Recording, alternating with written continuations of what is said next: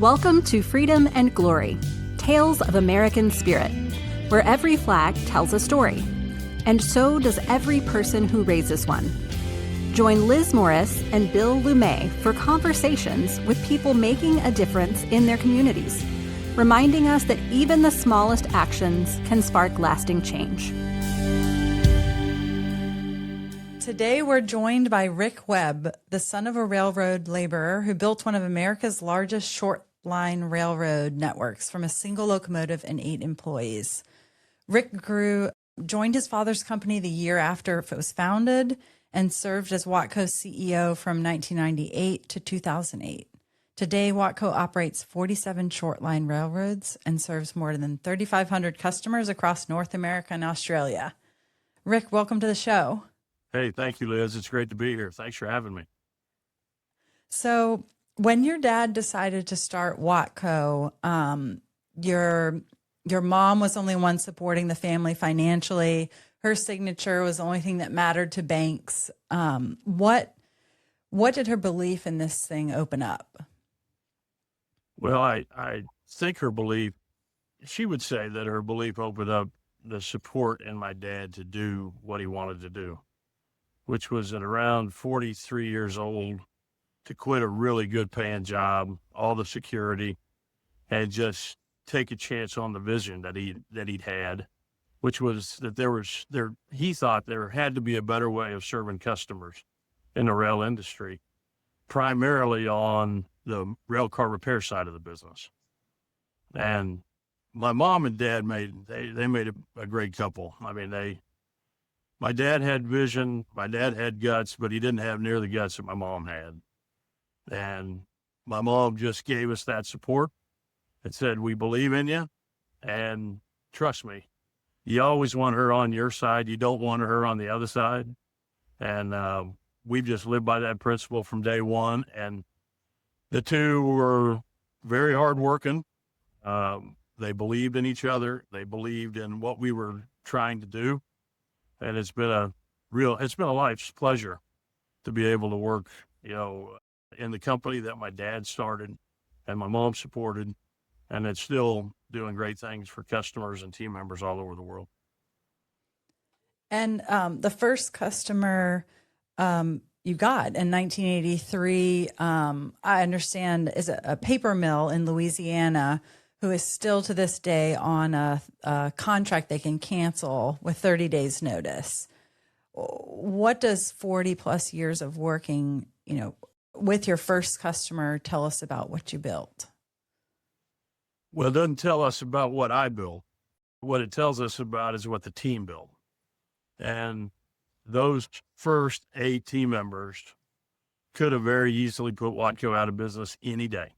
From July 1, 1983, until they no longer work there. And the team that we have there today can still do the same thing. But the team that we have, not only at the first profit center we started, but the almost 5,000 team members we have in 4 countries and 2 continents, they're the ones that develop the relationship, improve the relationship with the customer, create the value for all of us to share.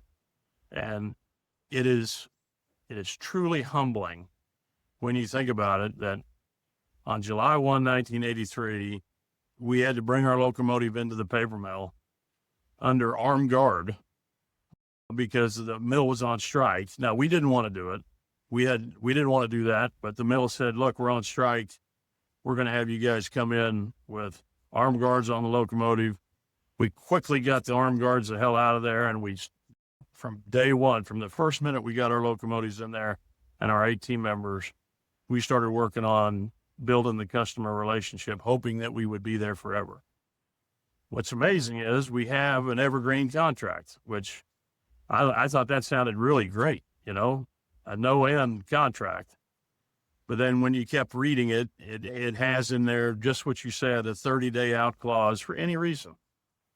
And think about that. We're rapidly approaching our 43rd anniversary of that same contract. And so what it taught us from the very beginning is we don't have a balance sheet that's better than anybody else. We don't have an asset base that's better than anybody else. We don't have access to resources that some of our big competitors have. But what we have is a team that focuses on customer service, and we differentiate ourselves based upon the service that we provide our customers every single day. And it's amazing. Liz, if you wanted to see a copy of that contract, there's two in existence. One is framed outside Dan Smith, our CEO's office, and one is framed in the headquarters of Packaging Corporation of America, who now owns the mill in DeRidder, Louisiana. And so what's amazing is we have that contract, but we don't look at that contract. We don't manage by that contract. We manage by doing what's right for our customers and our team members. Well, excuse me, I've heard you say customers and your team. Those are the two things I keep hearing. So it's very important to you. Can I ask, where did your trust in your team come from? And it sounds like it's a core value, your customers being put number one over what most corporations would probably look at, the bottom line and assets. So where did this philosophy even originate from? Well, that's a great question. And we have if you see our website or go anywhere that we happen to do business and we're blessed to have a team serving customers, you'll see we have a customer first set of foundation principles. And that is, you have to value our customers. You value our people, and you use the assets very, very efficiently as best you can. And at the same time, you safely improve every day. And Bill, where it came from is, again, going back to what I said, what differentiates us is not our asset base. Okay. I guarantee you, it's not the intelligence of the family that started it. Okay. Dan will appreciate this and the rest of the management team. It's not the intelligence of our management team. It's the phenomenal service that our team provides to our customers every single day. Because, Bill, everything we do for the most part, other than the railroads that we have bought and we own the assets, but all our other profit centers, and we have about 190 profit centers total, all those other profit centers are either we serve on customer-owned land or terminals. We serve them on customer-owned land or terminals or leased property. Now, we own some, but the point I'm making is if we learned from day one at DeRidder with Boise Cascade and our 8 team members that if we didn't serve that customer as good, if not better, than they could get service from anybody else, then our days were numbered in business. And so I guess that's where it came from, Bill. It just was we made it part of our DNA because that was the only way we could survive. So you actually look to your customers as the base for growth. I mean, oh yeah. It's not what can I invest in, what can I make off my asset. It's what do the customers need? So you're listening to them. Is that the key? I guess I'm just trying to, for people who might be watching, who may not have I used to have a Lionel train set, Rick. Nothing like what you had. But, well, I got one too. It's just a little bigger. Just a little bigger. But I mean, it's like this philosophy, it's so easy to buy into. And I think it's a lost art form. Now, you've been doing it for quite a while, and it's been successful for you. How do you convince all your employees to take this core value of yours, and they have to take it to heart? How do you do that? How do you sell it to them, or do you have to? Oh yeah, we have to. And we don't have employees, we have team members. And we have a saying, or we have a motto, or we have a belief that in order for the team member to do their job right, management and the ownership has to do so many things for the team members before we can expect them to do the job right. So in other words, we have to, of course, give them the right tool. We have to give them the right training on how to utilize those tools so they can be efficient with those tools, those assets, and most importantly, they can be safe for themselves, their family, and anybody they come in contact with, like our customers and the customers' families. And then the third thing, which is most important in my mind, that we have to create an environment, a culture where people feel appreciated. and they feel valued. And if we don't do those three things, I tell our team, and I'm going to tell you, Dan Smith is our CEO, and Rachel Peterson and Nick Coombs and the management team that we have today understand this third point better than we ever understood it, which is culture will win the day more so than the best balance sheet, more so than the best set of resources or even the best strategic plan. You got to have the right culture, and you got to give your people the right tools and the right training. And then when you do that, then you can trust them to do the job and do it right and do it in a way that the customer wants more of it. Because another thing we say all the time, and we say things like this because we know, or I know, that there's a lot of things I don't know. There's a lot of things I need to know. And so the only way to do that is to listen to your customers. And what we say, Bill, is if you want to grow the top line of your business, listen to your customers and then act on what they tell you. If you want to grow the bottom line of your business, listen to your team and act on what they tell you. Because if you have the right team, which again, it's your responsibility to have the right team with the right tools, the right training, and the right environment or the right culture, then you're going to grow the bottom line by just staying the hell out of their way and let them take care of the customer every day. How have you, listened to your customers and kind of grown into, I don't know, you talked to me about new services and features you all have offered? Yeah, that's a great question, Liz. And it really started from the very beginning because I think I mentioned earlier what we really wanted to become when my dad started this business was a car repair company, a rail car repair company. That's what my grandfather knew. That's what my father knew. That's what we thought was a big opportunity back in the early 80s, late 70s, early 80s. And so we would go talk to our customers, Liz, and say, look, we've got this repair idea. How about letting us repair these rail cars?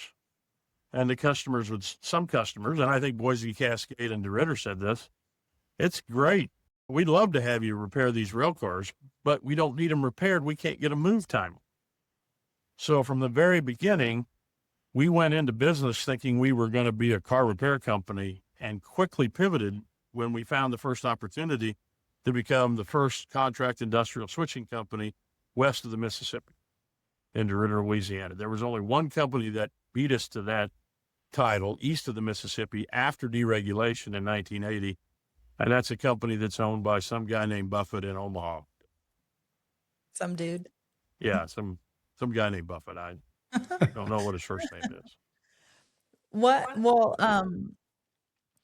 I mean, I think you told me another story as well about you pivoting when you owned a bar and you had to, kind of work within the restrictions that you were given and look for the opportunities you had with customers.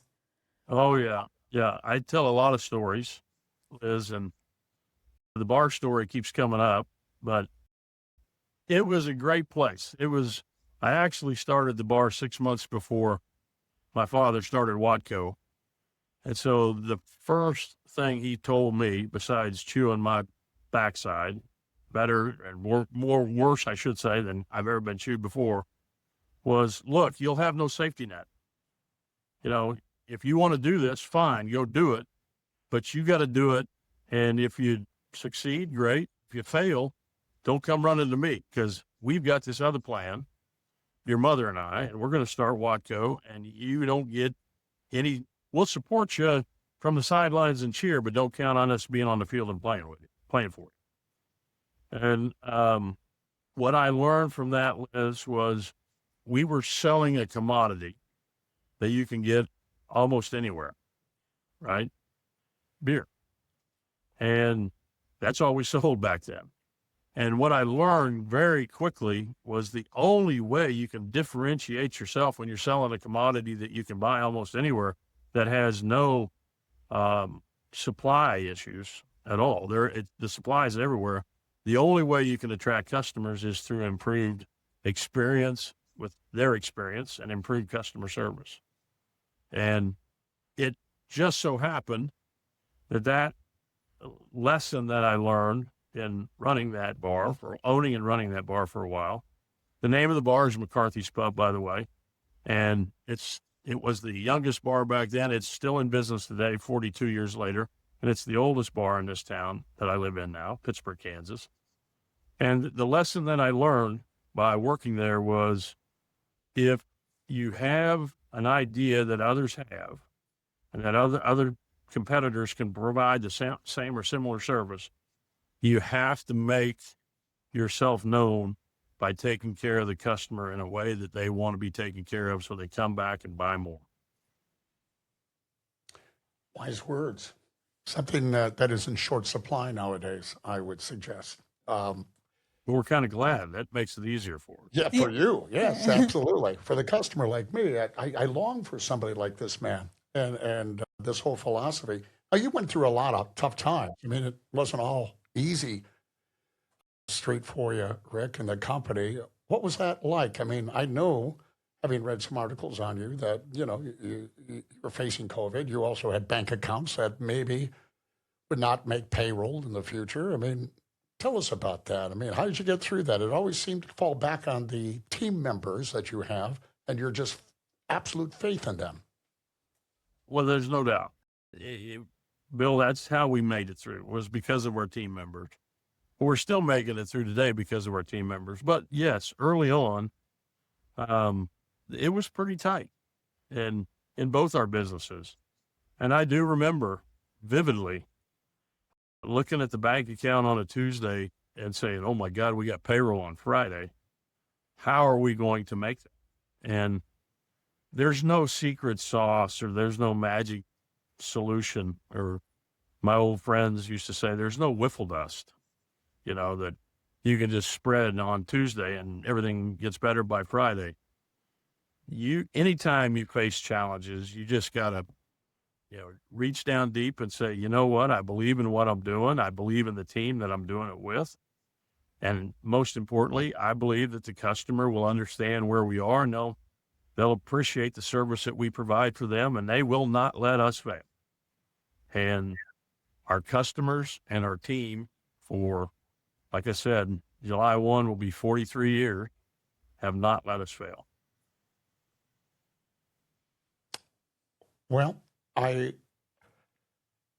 wish there were more people like you. I wish there were more companies like you. And I guess my question would be, if you could just paint a picture for us who don't really understand your business. From my understanding, it starts with one locomotive, and then you listen to customers, and from there it expanded. What did it ultimately expand into to make Waco a multi-billion-dollar corporation? I mean, what do you do now? And did you ever think you were going to be doing this? Well, yeah, it's a great question. If you're asking what I do now, most people would say nothing. They just attend and get in the way. But it's a great question, though. What we do, Bill, in a nutshell, is we're a diversified supply chain services company. Okay, so what does that mean? Probably prior to COVID, nobody had ever really paid attention to supply chains, right? But once COVID hit and supply chain weaknesses started magnifying and showing themselves, and people started paying more attention to what the supply chain is. But we started paying attention to that. Really, that's part of my dad's vision. That's the key component of my dad's vision, which is, let's look and understand what a customer supply chain is doing today. And that requires a lot of communication from the customer. That requires possibly communication from the regulatory agencies that affect that supply chain. And of course, that requires communication with people that are actually doing that today. And so what we look for, Bill, is we look for weak points in the customer's supply chain. Or a better way of saying it is, we look for imbalances, okay, in that customer supply chain, where the supply and demand is out of balance some way. And please, this is not my idea. I took this idea from some very intelligent people, but we implement our company, we operate our company, we became what we became because of this. When we find the supply chain imbalances, then we do everything that we can, either on the supply side or the demand side, depending upon what the customer needs, to put those imbalances back into balance. And you know what happens when you put things back into balance? You know, you create efficiencies, you create more effective service, you create shorter time cycles or supply chain cycle times. In other words, you create value. And what we do is we create that value for the customer, and then we have an obligation to give back to that customer a fair portion of that.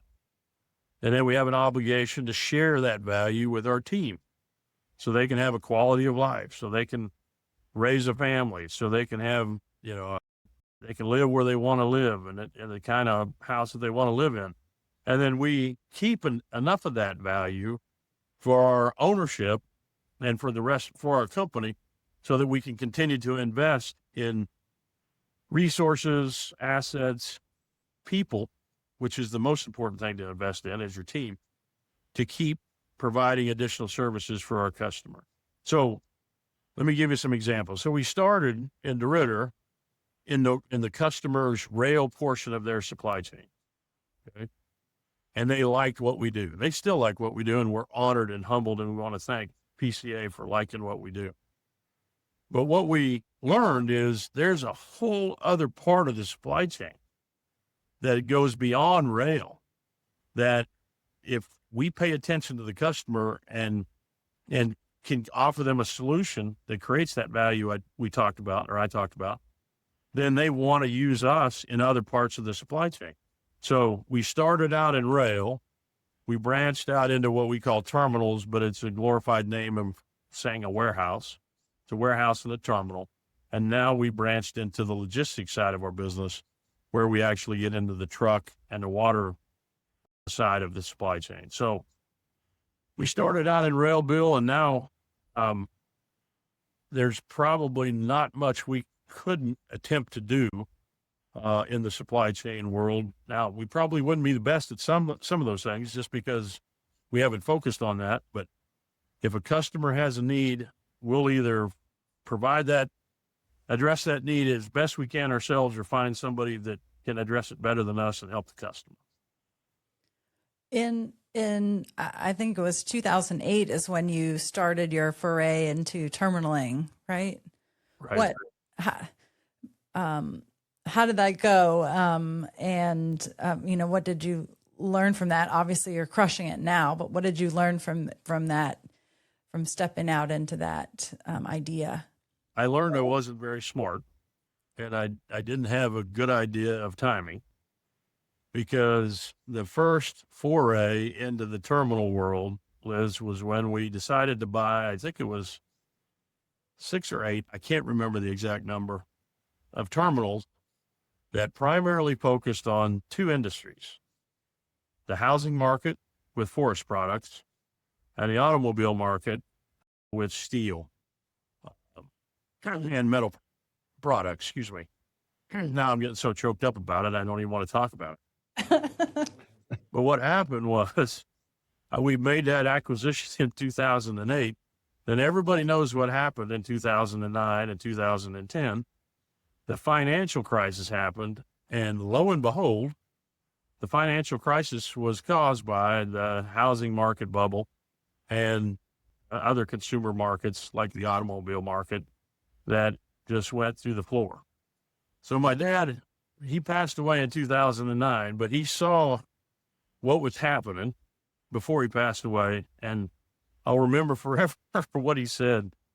He said, look, I understand why you wanted to make the investment into these terminals, and I supported it, but based upon how you made this decision, which showed how smart you are, you better find people that are smarter than you to help you run this business, or you're going to be in a world of trouble. And it was great advice.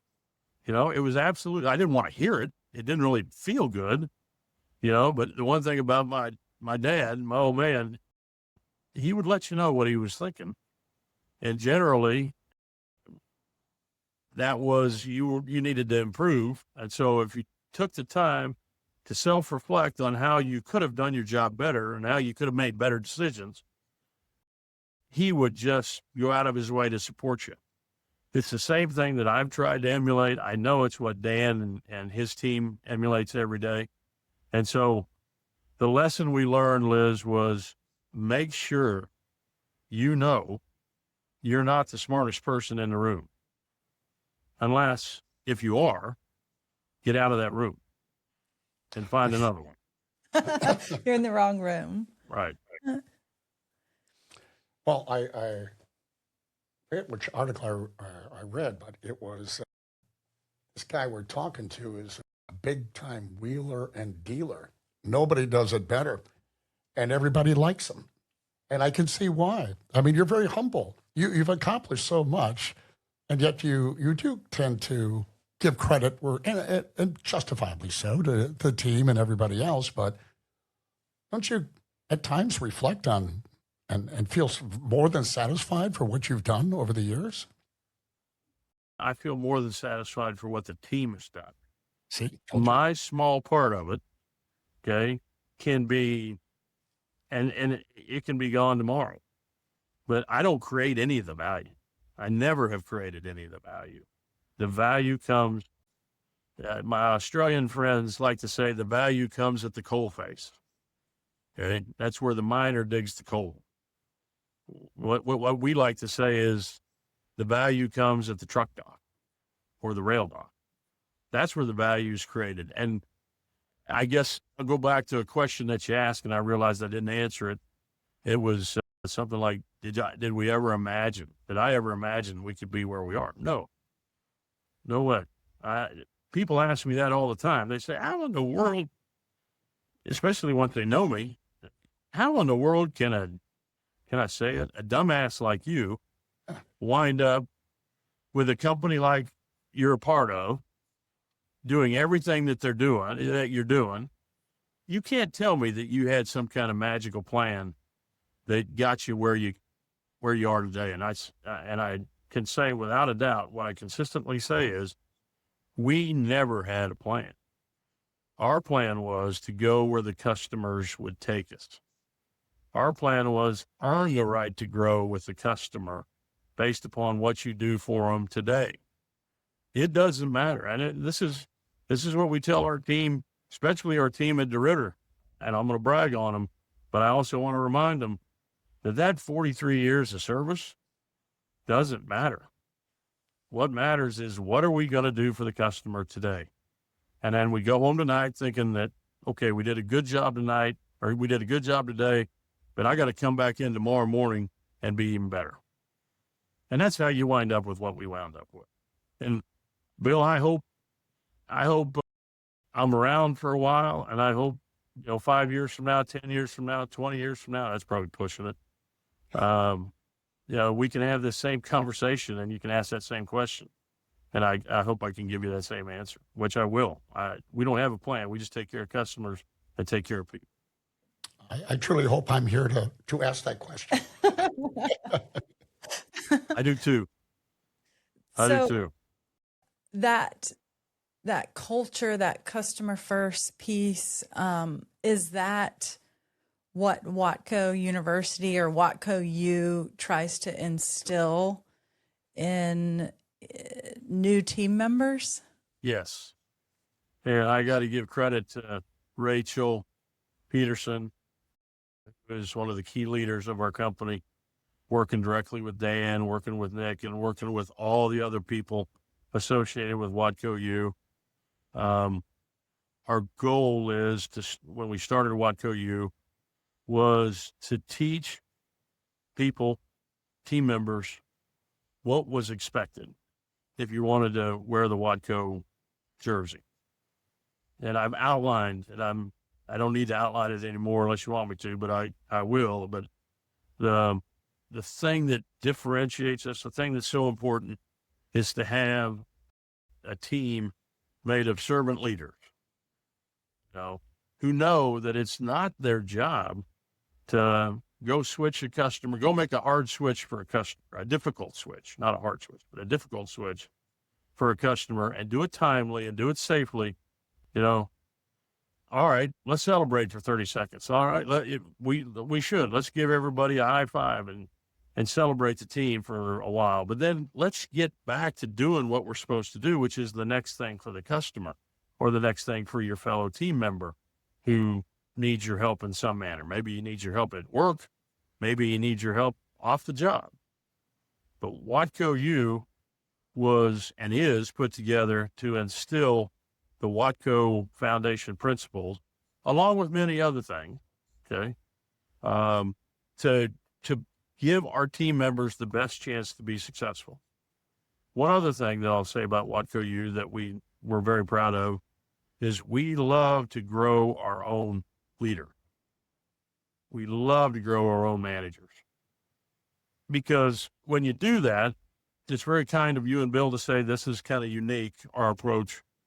But when you grow leaders and managers in Waco U, they come out of there understanding that it's not the CEO or the chairman of the board or the owners that are at the top of the pinnacle or the top of the org chart. Okay? Like everybody else, when you see an org chart for most others, you know, you'll have that CEO or the chairman or the board itself or the ownership team at the top. Everything else cascades down to what's on the very bottom, our team members. And what's next to our team members? Our customer. So when we have a Waco U that says, forget about that traditional org structure and flip it around, put the customer at the top, put the customer first. And who's next to the customer? The team member. Value your team, value your customers, do it safely, continue to invest in your team. And that investment doesn't just have to be with money, Liz. That investment can be with time, can be with teaching, can be with positive encouragement. As a matter of fact, again, one of the things that we teach our managers that come out of Waco U is if you're going to discipline somebody one time, you better give praise 10, because we as a society like to only focus on the negative. And therefore we, as human beings, we tend to remember the negatives and don't remember the positives. Lord knows, you know, whatever way you like to look at the news or hear the news or read the news, it's rare when you find one that talks positive 10 times to every one negative. It's probably the other way around. Okay. And so we demand or expect, I shouldn't say demand, we expect our managers and our leaders to really show how they value the team by, if you're going to discipline somebody, give 10 attaboys or attagirls, you know, to make sure that it evens out. I think we've all lived, or I have anyway, I've worked in environments where it's a complete opposite of that. And I know that when employees are not appreciated or don't feel like they're appreciated, you usually wind up with a cancer within the corporation. And I've seen it so many times, but I've also seen employees, and I'm in a business where, you know, you're always a little worried you're going to lose your job the next day. It's the broadcast industry. There's no real security there. So you're always looking for that attaboy. But I think that's true all across the board. And they probably appreciate where they work, but you are actually applying this and you're seeing the results from your employees. Is this across the board? I mean, the overwhelming majority of your team members, that they trust you as much as you trust them, do they not? We have to earn that trust, Bill. Right. You know, and we have to show them that every single day.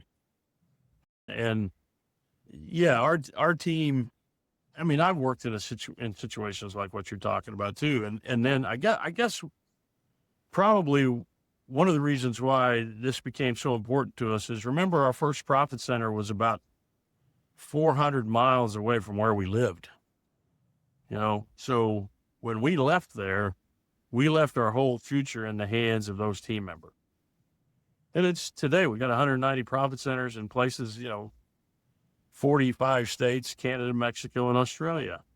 And we want our team members to think and make decisions and act like they own the place.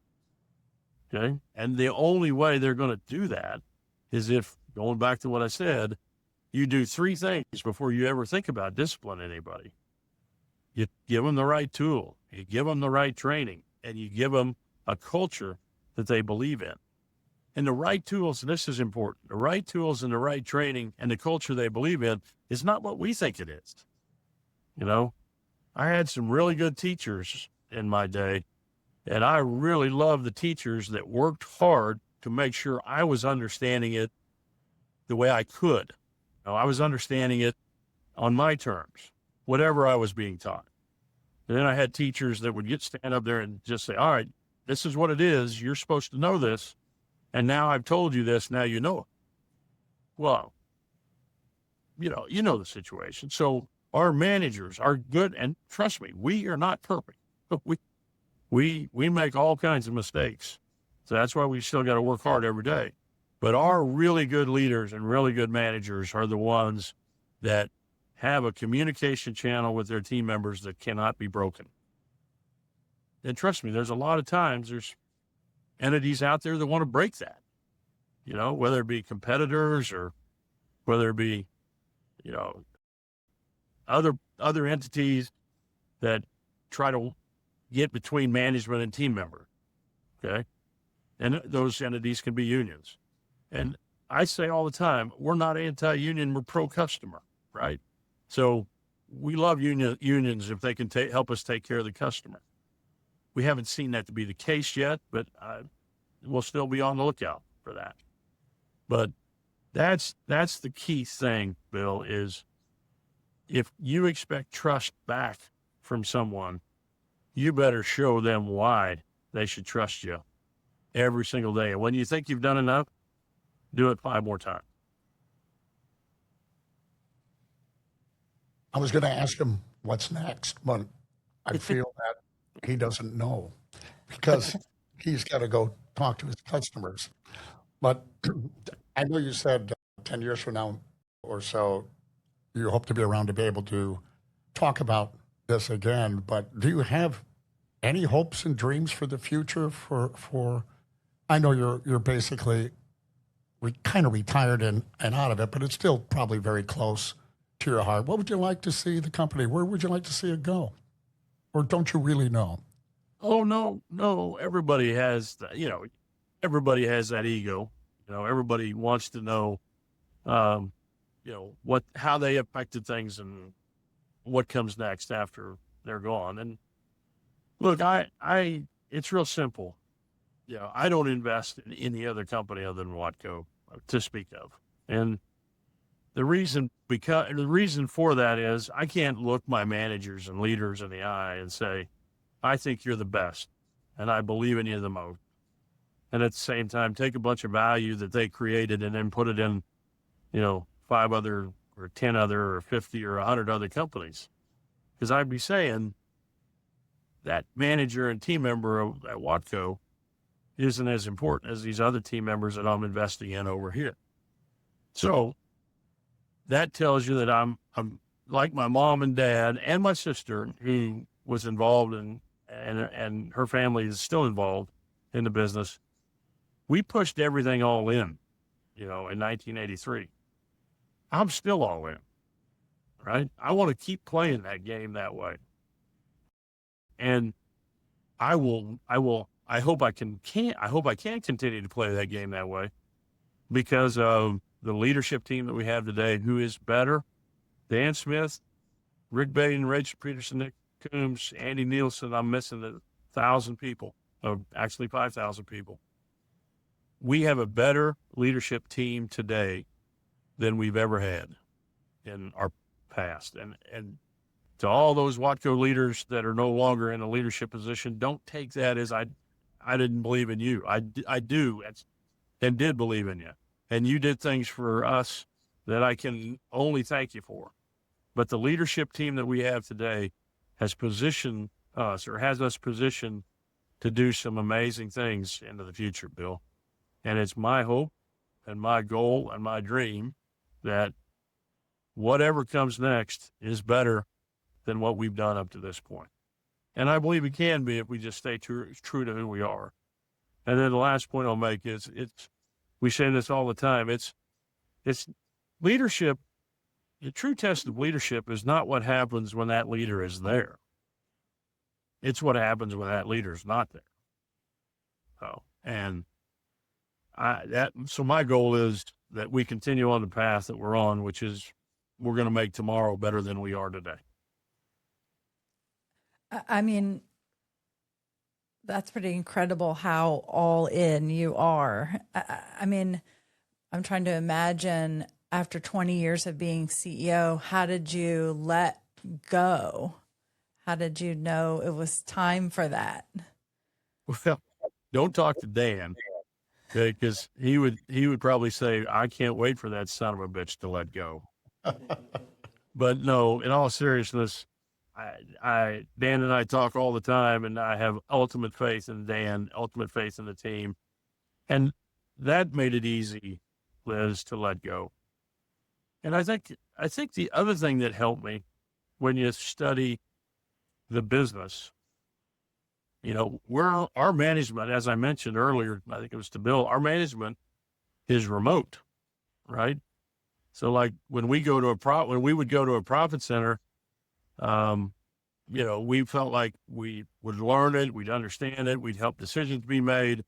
But then when we'd leave and, from Australia, for example, come back to the United States and leave the team in Australia, we had to let go, right? Because there's no way you can manage. I can't manage, a profit center in Cherryville, Kansas, if I live in Pittsburgh, Kansas. And that's about 50 miles apart, right? You just can't do it. You got to let go, and you got to trust the people.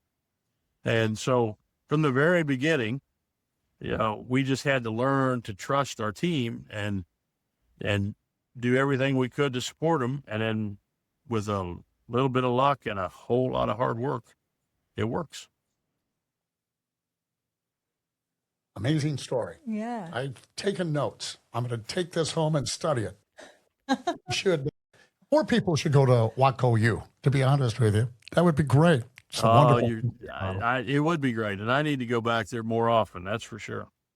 Yeah. I thought, they instilled the no asshole rule.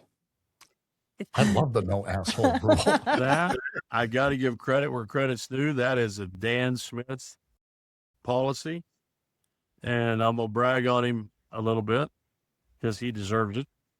Dan has got an amazing story. So Dan grew up 15 miles from Pittsburgh, Kansas, here in a town called Girard, Kansas.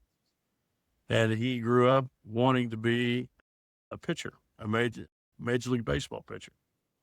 And he achieved it. And think about that. When you reach the pinnacle of something like that, you are within probably definitely within the top 1%, probably the top 0.5% of people that know that sport, play that sport. So he learned at a high level, how to play with really, really high performing teammates. But what he did immediately when he took over Watco was he taught me and others the absolute value of culture and building the right team. And that the financial return or the financial performance is an outcome. It's an expectation. It's not what drives the value creation. What drives the value creation is make sure you have the right team in place and the right players on that team. Because I like to say, you give me the best team possible and the worst playbook. Okay? I probably am going to beat the worst team you can put on the field and the best playbook.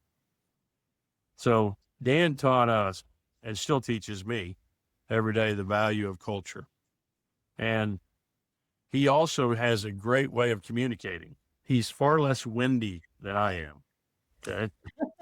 And so how he coined that phrase or how he explained what I just probably took too long to explain was, look, if you're an asshole, go work somebody else. You don't get to be on our team. And that's okay. It's your choice. Go join the asshole team. We got a no asshole team. That's awesome. That's probably what the cheerleaders do at Waco U, right? Yeah. It's got to be part of it. That's awesome. Well, We'll have to work on that cheer, Bill. We have to develop that cheer. what was that? They'll have to work on that cheer. Okay, good. I think it'd go over big. No, this has been great, Rick, and we really appreciate you talking to us and sharing your story. And Yes, amazing. Bill's obviously going to go home and get his train set out. I am. I haven't played with it in a long time, but now I got to think about logistics and distribution and all kinds of things I didn't think of. Be safe. Don't derail. Don't go too fast. And I'm going to institute the no asshole rule in the At your house. house? Yeah, Careful. I've already done that. I so. I haven't implemented the no asshole rule at home because I'm afraid Stacy will change the locks on me. I'm with you. I can identify. Rick, thank you so much. It was an incredible pleasure. Thank you. Bill, thank you. I really appreciate the time I got to spend with you and Liz. And Liz, thank you. Thanks for the call last week, and thanks for allowing me to tell you about my favorite team of all time. Yeah, thank you. Thanks for listening to Freedom and Glory, Tales of American Spirit. If today's story moved you, share it with someone who'd appreciate it. Subscribe and leave a review. It helps others find us. And when you're ready for American-made flags and products built to last, visit freedomandglory.com. One flag, a million stories, yours included.